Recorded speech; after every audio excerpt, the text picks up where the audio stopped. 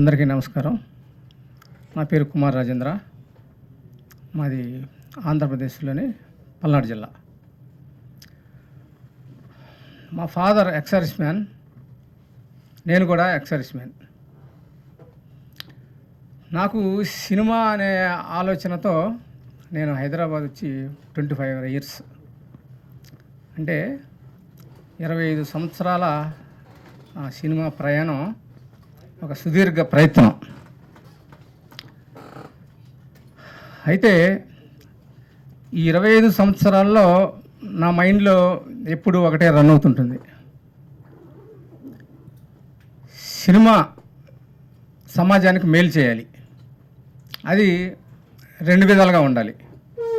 అది ఎలా అంటే, సామాజిక చైతన్య సినిమాలు తీయాలి, వివిధ అంశాలతోటి సమాజాన్ని చైతన్యవంతం చేయాలి. రెండవదిగా, సినిమాపై వచ్చేటువంటి ఆదాయంలో కొంత భాగం ప్రజలకు అందించాలి. అంటే సినిమాకి సామాజిక బాధ్యత ఉండాలి అనే ఉద్దేశం. అయితే ఈ క్రమంలో నేను ఈ 25 సంవత్సరాలలో 2 సినిమాలు ప్రారంభించి ఫైనాన్షియల్ ప్రాబ్లం వల్ల వాటిని ఆపేయటం జరిగింది.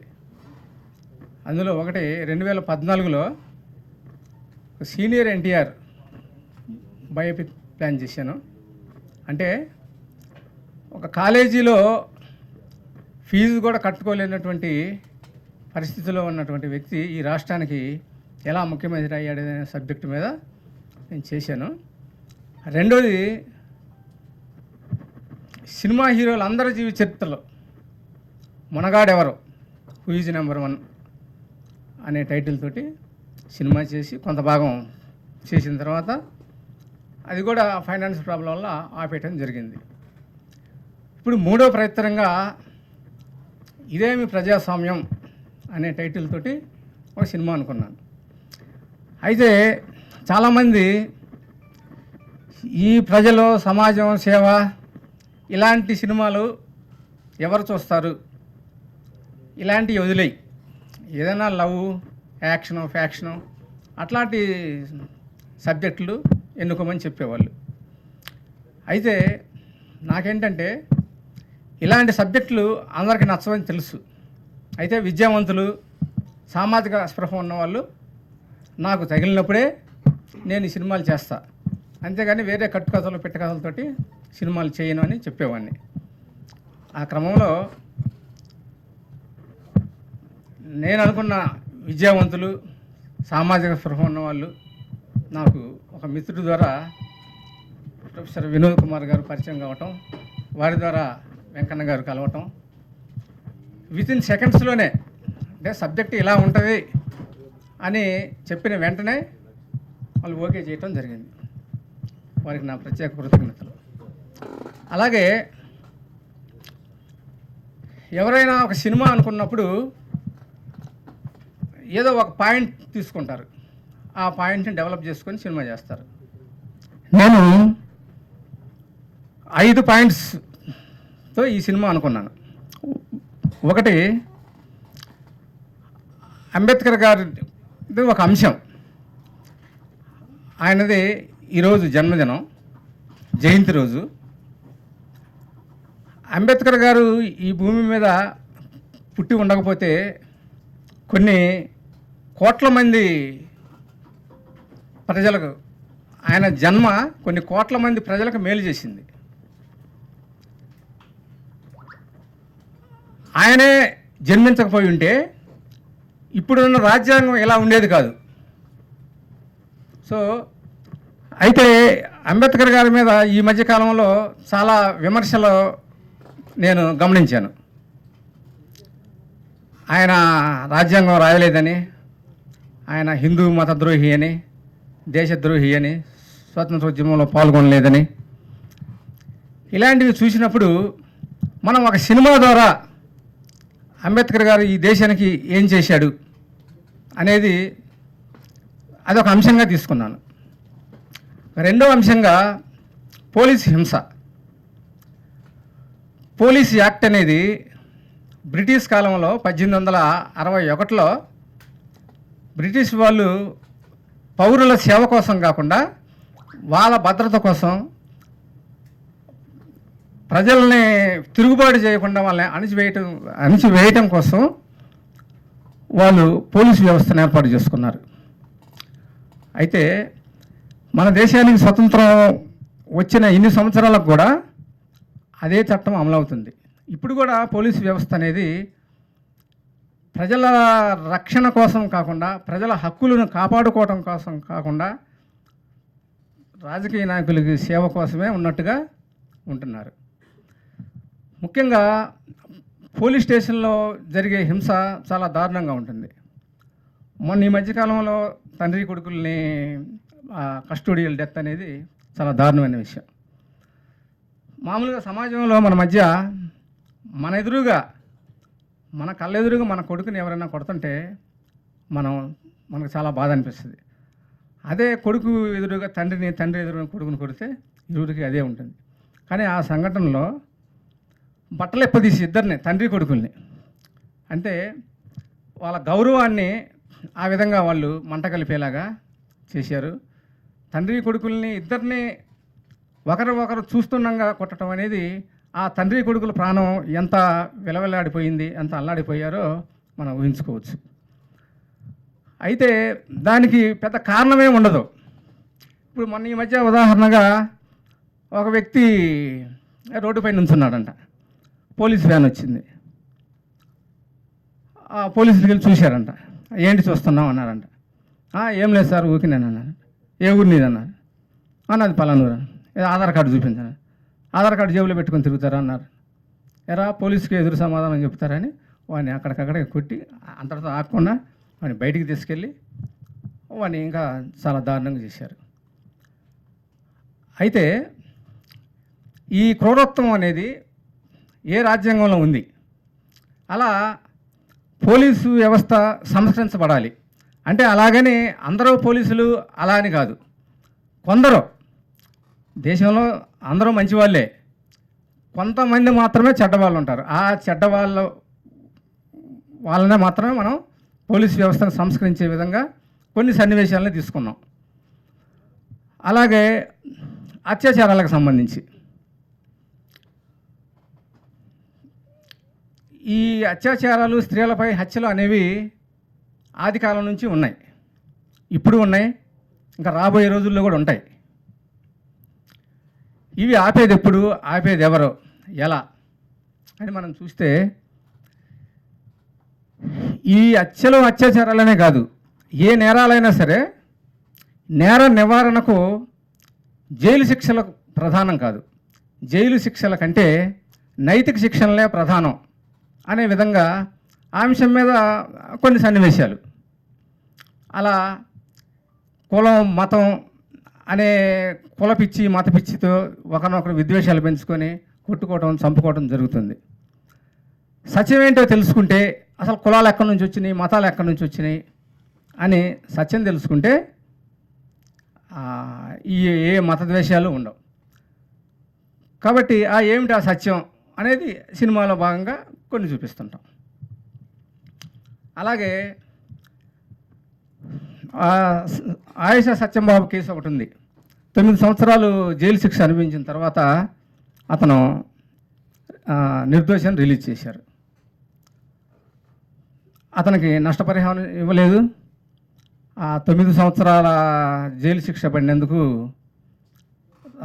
దానికి సంబంధించినటువంటి పోలీసు వ్యవస్థకు కానీ, డాక్టర్ సర్టిఫికేట్ ఇచ్చిన అతనికి కానీ, 9 ఏళ్ల జైలు శిక్షకు కారణమైన జడ్జికి కానీ ఎటువంటి శిక్షలు లేవు. ఇలా ఈ అంశాల మీద, అంటే ఈ సినిమాలో సన్నివేశాలు చాలా బలంగా ఉంటాయి. కథపరంగా అనుకుంటే ఇవన్నీ మనకు తెలిసినవి కదా అన్నట్లుగా ఉంటుంది. సో ఈ కథ అనేది ఒక ఒక ప్రాంతానికి సంబంధించింది కాకుండా ప్రపంచంలో జరిగేటటువంటి అన్నీ, అంటే ఈ సినిమాలో చూసుకుంటే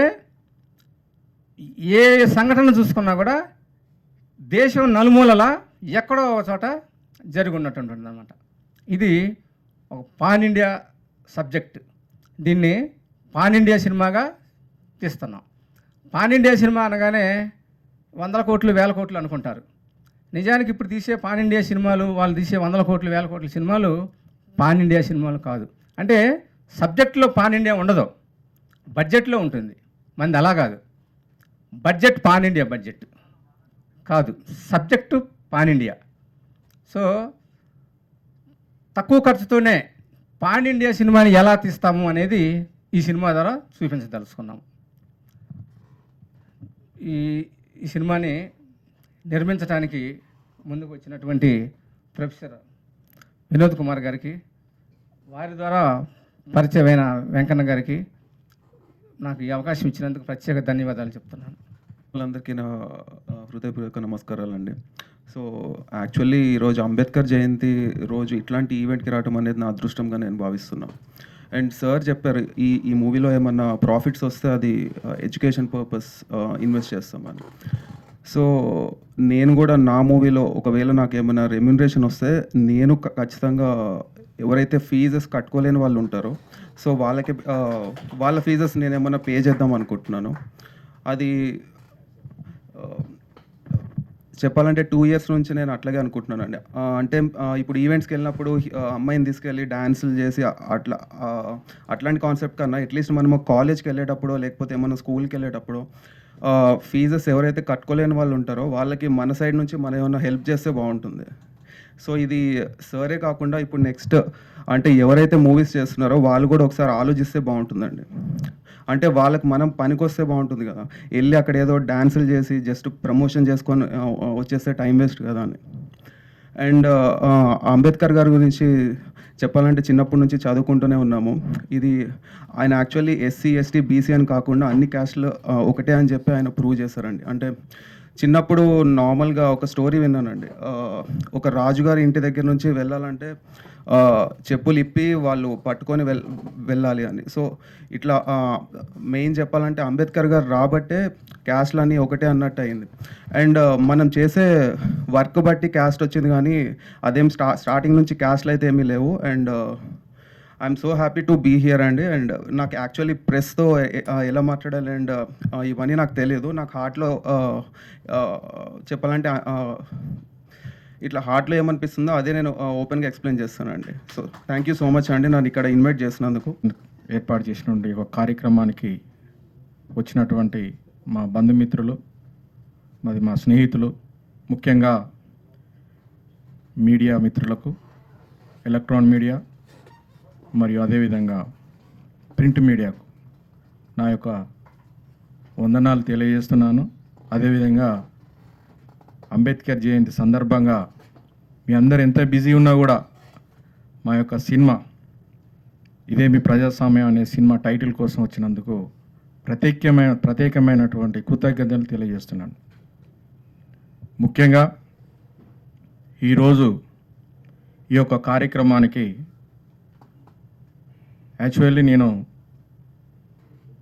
ఆంధ్ర వెళ్ళాలి చీఫ్ గెస్ట్గా, కానీ ఈరోజు ఈ యొక్క అంబేద్కర్ యొక్క ఆలోచన విధానంతో భారత రాజ్యాంగం రాసినటువంటి బాబాసాహెబ్ యొక్క ఆలోచన విధానంతో ఖచ్చితంగా ఈ పేరుని మనం అనౌన్స్మెంట్ చేసి ప్రజల్లో తీసుకెళ్లాలనే ఒక కృతనిశ్చయంతో ఉన్నటువంటి మా డైరెక్టర్ గారు కుమార్ గారికి, అదేవిధంగా ప్రొఫెసర్ అన్నగారు గాలి వినోద్ అన్న గారికి, మరి అదేవిధంగా హీరో, మరి అదేవిధంగా రెడ్డి గారు, వీళ్ళందరికీ కూడా ప్రత్యేకమైనటువంటి ధన్యవాదాలు తెలియజేస్తూ ఈ యొక్క కాన్సెప్ట్ అనేది ఒకటే రోజు మాకు అంటే జస్ట్ ½ an hourలో చెప్పడం జరిగింది మా డైరెక్టర్ గారు. మా డైరెక్టర్ ఎట్లా పరిచయం అంటే అన్నగారు ప్రొఫెసర్ గాలి వినోద్ గారు అన్న ద్వారా మేము చిన్నప్పటి నుంచి ఒకటే హాస్టల్లో విద్య అనే దాన్ని నేర్చుకొని విద్య ద్వారా కొన్ని రోజులు అంటే భారతదేశంలో ఏంటంటే విద్య అభ్యసించినట్లయితే ఈ యొక్క బిలో పావర్టీ వాళ్ళు, నేను రెండే పదాలు వాడతాను ఎందుకంటే బాబాసాహెబ్ రాజ్యాంగంలో కూడా రాసింది అదే. కులాలు ఎప్పుడు రాయలేదు ఆయన. రాజ్యాంగంలో ఉందా సార్ కులాలు? లేదు. మీరు చదవండి, భారత రాజ్యాంగాన్ని చదవండి. ఖచ్చితంగా ఎప్పుడైతే భారత రాజ్యాంగం చదువుతామో 100% మనం ఎబో పావర్టీకి వెళ్తాం. అంటే రెండు ఉన్నవాళ్ళు లేని వాళ్ళు. భారత రాజ్యాంగం చదివిన వాళ్ళు ఇప్పటి వరకు దాన్ని క్లుప్తంగా చదివిన వాళ్ళు ఎవ్వరు కూడా బిలో పావర్టీ లేరు, ఎబో పావర్టీ ఉన్నాం. మీ ఇద్దరం కూడా, అన్నది కూడా సైన్సే, నాది మ్యాథమెటిక్స్, ఇంజనీరింగ్, ఫిజిక్స్ చదువుకొని ఉద్యోగాలు చేసి, అన్న 20 సంవత్సరాలు ఉద్యోగం చేసిండు, నేను 18 సంవత్సరాలు ఉద్యోగం చేసిన. ఇది కాదు భారతదేశానికి ఇవ్వాల్సినటువంటిది. ఆ రోజు బాబాసాహెబ్ 4 పిల్లల్ని కూడా బలి, పాపం ఆయన ఉన్నటువంటి సిచ్యువేషన్లో ఆ పిల్లల్ని పోగొట్టుకొని కూడా బిలో పావర్టీ వాళ్ళ కోసం పోరాటం చేసిండు.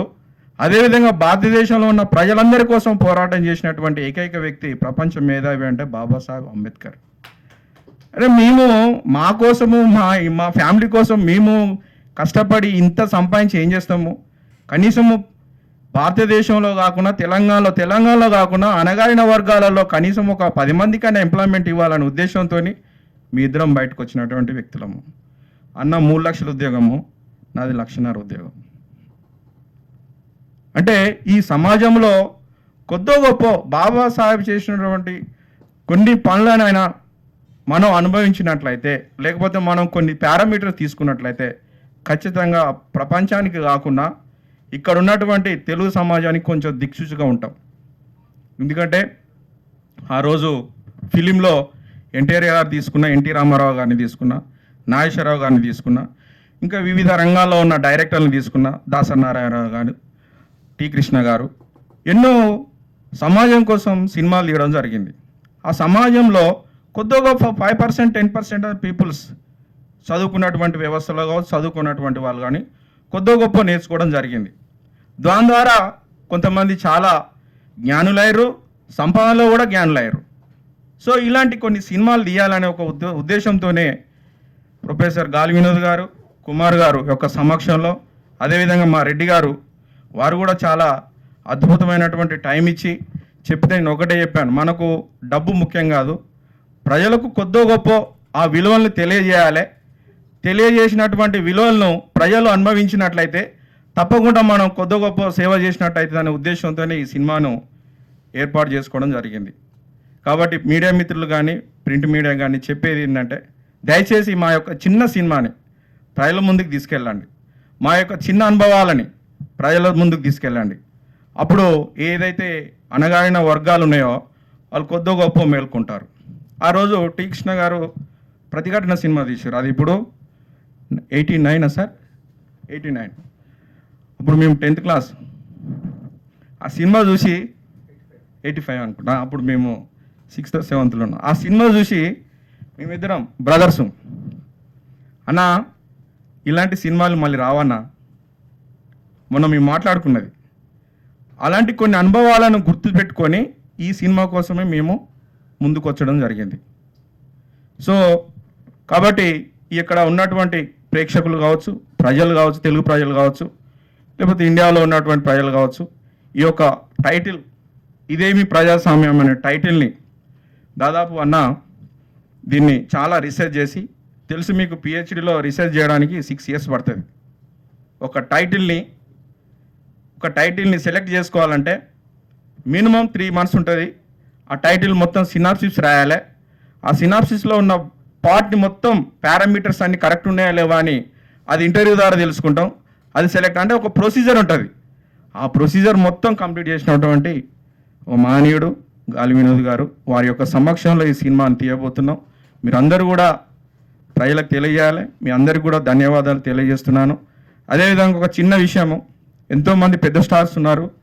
ఇప్పుడు మనకు ఉన్నటువంటి ఏజ్ ప్రకారం చూసుకుంటే చిరంజీవి గారు ఉన్నారు, బాలకృష్ణ గారు ఉన్నారు, నాగేశ్వరరావు గారు ఉన్నారు,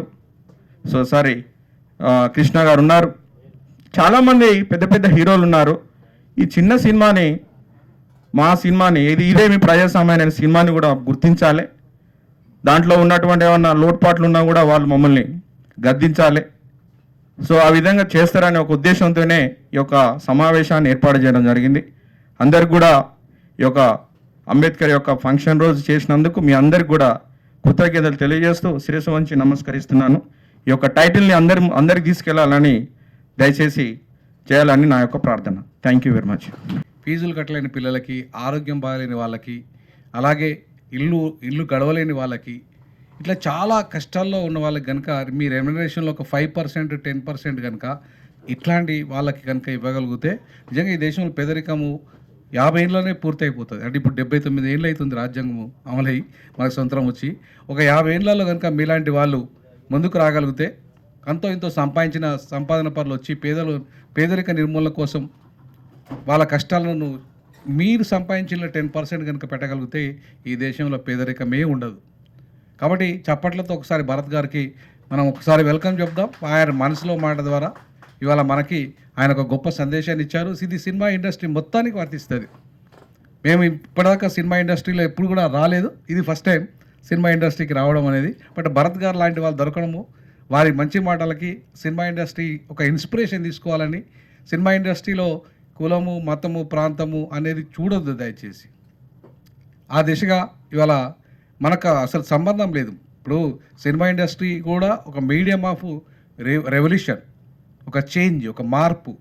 ఈ ఈ ఈ మీడియా ద్వారా, ఈ సినిమా మీడియా ద్వారా సమాజంలో మార్పు దిశగా రావాలంటే నిజంగా మీరు సంపాదించిన సంపాదనలో కొంతవరకైనా కూడా పేదలకు పంచగలిగితే 100% న్యాయం జరుగుతుంది.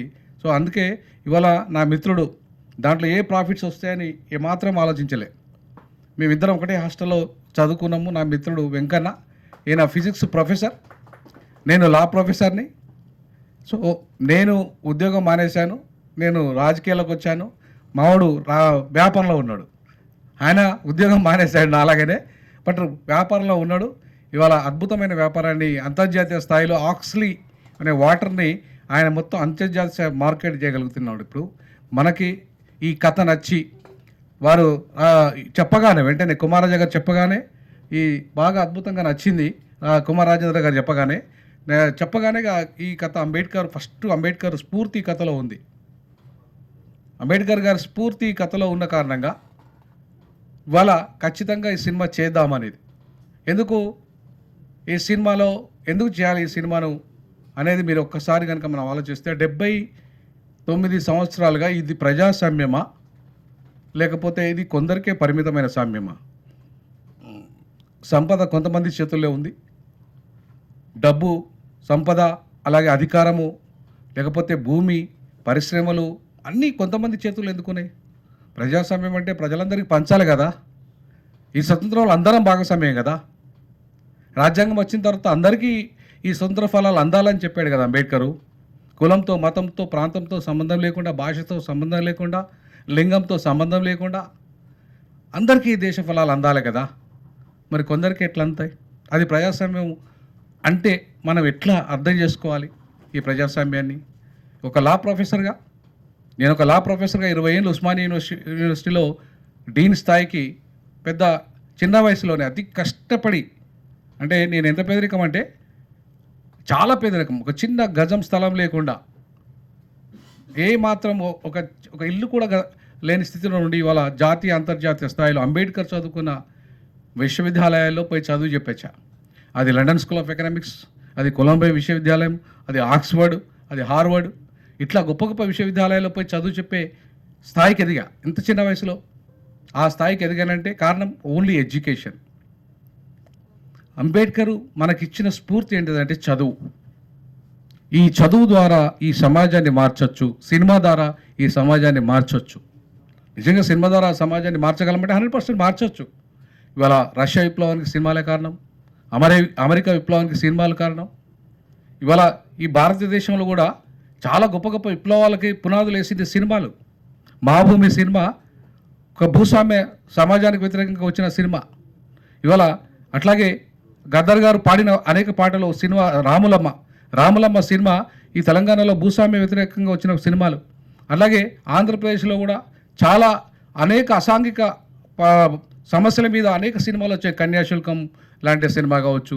ఇలా మనం చూసుకుంటే అద్భుతమైన సినిమాలు ఇక్కడ మీరు చూడండి, ఆ పాత సినిమాలన్నీ కూడా సామాజిక మార్పులో భాగంగానే వచ్చినాయి. ఆ కళాకారులంతా కూడా వాళ్ళు ఎవరైనా కావచ్చు అద్భుతంగా ఎక్కడ కూడా జుపుత్సకరంగా బట్టలు వేసుకోవడం కానీ లేకపోతే ఏది లేకుండా కూడా అద్భుతమైన సినిమాలు చేయగలిగిన వాళ్ళంతా సమాజంలో ఒక మార్పును తీసుకురావడానికి ఒక కళను ఇవాళ కళను ప్రజల కోసం అందించే కళను అందించారు వాళ్ళంతా. కళ కోసం కాదు, కళ ప్రజల కోసం. సో నీ పాట, నువ్వు ఇచ్చే డైలాగు, నువ్వు ఇక్కడ వేసే నీ డ్యాన్సు నీ సమాజాన్ని మార్చడానికి సినిమా ఒక మీడియంగా పనిచేయాలి. బట్ ఇలా ఏమైంది, సినిమాల పేర్ల మీద కోట్లు సంపాదించి ఇవాళ అక్కడికే పరిమితం అవుతున్నారు. కానీ కళాకారుడు ఎప్పుడు కూడా నిజంగా మీరు సంపాదించండి, తప్పులేదు, కాబట్టి సంపాదించిన దాంట్లో సమాజానికి కూడా పెట్టండి. ఇంతకుముందు భరత్ గారు చెప్పినట్టుగా మీరు సంపాదించిన దాంట్లో పేద విద్యార్థులకు ఫీజులు కట్టగలిగితే ఎంతమంది చదువుకుంటారు చెప్ప. ఇలా మెడిసిన్, ఇంజనీరింగు, పెద్ద చదువులంతా మధ్యలో ఆపేస్తున్న వాళ్ళు చాలామంది ఉన్నారు పైసలు లేక. అది ఏ కులమైనా కావచ్చు, పాపం అది ఎవరైనా కావచ్చు, ఇప్పుడు అగ్రవర్ణాలలో కావచ్చు, కింది కులాల్లో కావచ్చు, బీసీలో కావచ్చు, ఇంకెవరైనా కావచ్చు, పేదలే. సో వాళ్ళంతా ఫీజు కట్టలేని పరిస్థితిలో ఉన్నప్పుడు మీరు వాళ్ళకు ఒక 100 రూపాయలు సాయం చేసినా, 1000 రూపాయలు సాయం చేసినా ఎంత గొప్పగా ఫీల్ అవుతారంటే మీరు వాళ్ళకు దేవుడు. ఆ టైంలో మీరు దేవుడితో సమానం. మరి ఆ స్థానాన్ని మనం పొందగలుగుతాం ఎప్పుడు, వాడు కష్టాల్లో ఉన్నప్పుడు, వాడిని ఆదుకున్నప్పుడు. సో ఈ సినిమా ఇచ్చే సందేశం కూడా అదే. ఈ సినిమా ఇదే కేవలం ఆశావాసి సినిమా కాదు, లేదంటే డబ్బుల కోసం, లేకపోతే మా వెంకన్న ఒకటే మాట అన్నాడు నాతోని. ఏమన్నాడు, అన్న ఇది మనం ఏదో వ్యాపారం కోసం కాదు, నా వ్యాపారం ఆల్రెడీ ఉంది, నాకు ఆల్రెడీ వ్యాపారం ఉంది, నేను ప్రజల కోసం మీకు సినిమా చేద్దాం, ప్రజల్లో మార్పు కోసం చేద్దాం. అంబేద్కర్ యొక్క ఇచ్చిన ఏదైతే ప్రజాస్వామిక విలువలు ఉన్నాయో, ఏ స్వేచ్ఛ, ఏ స్వతంత్రము, ఏ సమానత్వము, ఏ సామాజిక ఆర్థిక రాజకీయ న్యాయము ఈ ప్రపంచంలో ఏ రాజ్యాంగంలో లేవు. అద్భుతమైన ఈవెన్ అమెరికా రాజ్యాంగంలో లేవు. అమెరికా రాజ్యాంగంలో ఎంత అద్భుతమైన విలువలు లేవు. నేను అమెరికా రాజ్యాంగం చదువు చెప్పాను, ఆస్ట్రేలియా రాజ్యాంగం చదువు చెప్పాను, ఇంకా చాలా దేశాల రాజ్యాంగాలు 60 దేశాల రాజ్యాంగాలను నేను చదువు ద్వారా చెప్పడం జరిగింది. కానీ 60 దేశాల రాజ్యాంగాల కంటే అద్భుతమైన రాజ్యాంగం ఎవరు రాశారు? బాబాసాహెబ్ అంబేద్కర్ గారు రాశారు. ఆయన నా స్ఫూర్తి. అందుకే నాకు ప్రజలు అభినవ్ అంబేద్కర్ అనే బిరుదు ఇచ్చారు. ఇవాళ అభినవ్ అంబేద్కర్ గారు నాకు ఎందుకు ఇచ్చారంటే ఆయన స్ఫూర్తితో ఆయనలాగానే డ్రెస్ వేసుకుంటా, ఆయనలాగానే అద్దాలు పెట్టుకుంటా, ఆయనలాగానే ఉండాలనే కోరిక, కొంచెం ఆకారం కూడా నాకు ఆయనలాగా కొంత వచ్చింది. సో దాంతో ఏమైంది, ఖచ్చితంగా ప్రజలు నాకు అభినవ్ అంబేద్కర్గా ఏ బిరుదు అయితే ఇచ్చారో దాన్ని సాకారం చేయాలంటే ఆయన ఆలోచన విధానం సినిమా మీడియా ద్వారా ప్రజలకు అందించాలి. మేము వ్యాపారం కోసం ఈ సినిమా చేయడం లేదు, దయచేసి ప్రజల కోసం, ప్రజల్లో మార్పు కోసం మాత్రమే ఈ సినిమా చేస్తున్నాం. మీరంతా ప్రజలంతా దయచేసి ఆదరించాలి. గొప్ప సినిమా హీరోలు ఎవరైతే బాగా సంపాదించారో దయచేసి మీరు కూడా ఈ సినిమాను ఆదరించండి. కొంచెం పెట్టుబడి కూడా మీ రూపంలో తీసుకొచ్చి పెట్టండి. ఎందుకంటే ఇది పేదల కోసం, పేద ప్రజల కోసం, ప్రజాస్వామ్యం కోసం, ప్రజాస్వామిక విలువల కోసం ఏ సినిమా తీస్తున్నాం తప్ప వ్యాపారం కోసం అసలు కానే కాదు, లేదా సంపాదించడం కోసం అసలు కానే కాదు. కాబట్టి దయచేసి ఇవాళ ఇదేమి ప్రజాస్వామ్యంలో సంఘటనలు కొన్ని చెప్పారు, దీంట్లో ఇన్స్పైర్డ్ బై రియల్ ఇన్సిడెంట్స్. మీరు సినిమా చూసిన తర్వాత మీకు అర్థమవుతుంది. ఇవాళ రియల్ ఇన్సిడెంట్స్. మొన్న 9 మందికి పోలీసులకు మరణశిక్ష వేసింది మదురై కోర్టు. కానీ ఇక్కడ మన దగ్గర ఎందుకు రావట్లేదు? అదే లాకప్ డెత్కు అక్కడ మదురై కోర్టు 9 మందికి శిక్ష వేసింది, ఇక్కడ అనేక లాకప్ డెత్లు జరుగుతున్నాయి, ఆంధ్రప్రదేశ్లో కావచ్చు, తెలంగాణలో కావచ్చు. మరి ఇక్కడ ఎందుకు పోలీసుల మీద యాక్షన్ జరగట్లే? ఈ చైతన్యం మనకు ప్రజల లోపల కల్పించాలిగా. వాళ్ళు ఆ లాకప్ డెత్లు ఎందుకు జరుగుతున్న విషయాల్లో చాలా క్లియర్గా తెలుసుకోవాలి కదా, వాళ్ళ హక్కులు ఎందుకు తెలుసుకోవాలి కదా, పోలీసులు వాళ్ళ డ్యూటీ ఎందుకు తెలుసుకోవాలిగా. పోలీసులు అతిగా ప్రవర్తించడానికి వాళ్ళ రాజ్యం వాళ్ళ చేతిలో ఉండద్దు కదా. పోలీసు లాస్ ఎక్కడికి పరిమితం చేస్తే వాళ్ళ ఒక మనిషిని చంపే హక్కు పోలీసులకు లేదుగా. మనిషిని కాపాడాలి, మనిషిని కాపాడే హక్కు పోలీసులకు, చంపే హక్కు లేదు పోలీసులకు. ఎవరు ఒకవేళ ఉరిశిక్ష చేస్తే ఎవరు వేయాలి? న్యాయమూర్తులు వేయాలి. న్యాయమూర్తులకు అధికారం ఇచ్చింది రాజ్యాంగం, అంతేకాని పోలీసులకు కాదు. నిన్ను చంపే అధికారం నీకు పోలీసులకు ఇవ్వలే. కాబట్టి ఇవాళ అట్లాంటి ఉల్లంఘనలు మహిళల మీద కావచ్చు, అలాగే పేద మీద కావచ్చు, అలాగే అనేక సంఘటనలు ఇవాళ రియల్ సంఘటనలు, అది కులపరంగా కావచ్చు, మతపరంగా కావచ్చు, ఇవాళ అనేక సంఘటనల ద్వారా ఇవాళ ఒక మారణ హోమం ఈ దేశంలో జరుగుతుంది, ఒక హింస ఈ దేశంలో జరుగుతుంది. దాన్ని ఆపాల్సిన బాధ్యత ఉంది. ఎందుకంటే ప్రజాస్వామ్యంలో హింసకు తావులేదు. ఈ డెమోక్రసీలో ప్రజలందరికీ అవసరమైన సామాజిక న్యాయం రావాలి, ప్రజలందరికీ అవసరమైన ఆర్థిక న్యాయం రావాలి, ప్రజలందరికీ అవసరమైన రాజకీయ న్యాయం రావాలి, ప్రజలందరికీ మేలు జరిగే అభివృద్ధి ఫలాలు అందాలి, ప్రజలందరూ సుఖశాంతులతో ఉండాలంటే ఈ భారత రాజ్యాంగం ఒక్కటే ఈ 79 సంవత్సరాలుగా మన భారతదేశాన్ని ఒక్కటిగా ఉంచుతుంది. పాకిస్తాన్ ఎన్ని సమస్యలు ఎదుర్కొంటుంది, మన పక్కకున్న పాకిస్తాన్, బంగ్లాదేశ్ ఎన్ని సమస్యలు ఎదుర్కొంటుంది, ఈవెన్ చివరికి అమెరికా ఎన్ని సమస్యలు ఎదుర్కొంటున్నది. 79 ఏళ్ళుగా మనలందరినీ సమస్యలు ఎన్నున్నా సరే మనం ఐక్యంగా ఉంటున్నామంటే, ఇవాళ ఈ దేశం సురక్షితంగా ఉంటుందంటే బాబాసాహెబ్ అంబేద్కర్ రాసిన రాజ్యాంగం కారణం. సో అందుకే ఇవాళ ఆయన జన్మదినం రోజు ఈ సినిమా టైటిల్ని మేము అనౌన్స్ చేసి ఇవాళ ఆ సినిమా ఖచ్చితంగా ప్రజల ముందుకు తెస్తాం. మాకు ఆ సంకల్పం ఉంది. ఇది మధ్యలో ఆగేది కాదు. ఇది ప్రజల సినిమా. ఇది ప్రజల సినిమా. ప్రజలు దీన్ని ఆదరిస్తారు, ప్రజలే దీనికి పెట్టుబడి పెడతారు. ఆ రకంగా మేము ప్రజల చేత ప్రజల కొరకు ఈ సినిమా నిర్మిస్తున్నాం. భారత రాజ్యాంగం కూడా ప్రజల చేత ప్రజల కొరకు ప్రజల కోసం నిర్మించబడ్డ రాజ్యాంగం. ఈ సినిమా కూడా ప్రజల చేత ప్రజల కొరకు నిర్మించబడుతున్న సినిమా కాబట్టి దీన్ని ఆదరించాలి ప్రజలని. ఖచ్చితంగా ఈ పేద అంటే వర్గాల కోసం తీస్తున్న సినిమా కాబట్టి వాళ్ళ కోసం మీరు ఆదరించి ఆదుకుంటారని ప్రేక్షక దేవులందరికీ పేరున మేమంతా అంబేద్కర్ జన్మదినం సందర్భంగా మీ అందరినీ వేడుకుంటున్నాం. మీరు తప్పకుండా ఇదేమి ప్రజాస్వామ్యాన్ని ఆదరించి ఆదుకోవాలని నేను ప్రజలకు విజ్ఞప్తి చేస్తా ఉన్నాను. జై భీమ్. వాళ్ళు మా నాయకులందరూ వచ్చారు ఇక్కడికి. వాళ్ళకి మీడియా మిత్రులకి, ముఖ్యంగా భరత్ గారికి, ఎందుకంటే భరత్ గారు ఇట్లా ఎస్పీ రెడ్డి గారు చెప్పగానే వారి బంధువు చెప్పగానే వచ్చారు. ఈ మంచి తమ్ముడు చాలా చిన్నవాడు, నేను ప్రొఫెసర్ని కాబట్టి చాలా చిన్నవాడు తమ్ముడు. అట్లాంటి ఈ యంగ్ యువతరాన్ని మనం ఆదరించి ముందుకు తీసుకెళ్ళాలి. సో కాబట్టి మీ అందరికీ పేరు మీ మీడియా వాళ్ళందరికీ, ప్రింట్ అండ్ ఎలక్ట్రానిక్ మీడియా వాళ్ళకి, తర్వాత మిగతా వాళ్ళకి, అలాగే నా ఫ్రెండ్స్కి, అలాగే మా డైరెక్టర్ గారికి, అలాగే మా ప్రొడ్యూసర్ వెంకన్న గారికి, అలాగే ఎస్పీ రెడ్డి గారికి, మా డైరెక్షన్ అంతా కూడా రెడ్డి గారి నాయకత్వంలోనే జరుగుతుంది. వారికి డైరెక్టర్ పేరుకి మా కుమార్ గారిన కూడా ఎక్కువ బ్యాకప్ అంతా వారే మా వెనక ఉండి నడిపిస్తున్నారు. కాబట్టి వారికి ప్రధానంగా ముఖ్యంగా భరత్ గారికి మీ అందరికీ పేరు ధన్యవాదాలు తెలియజేస్తున్నాను. Thank you.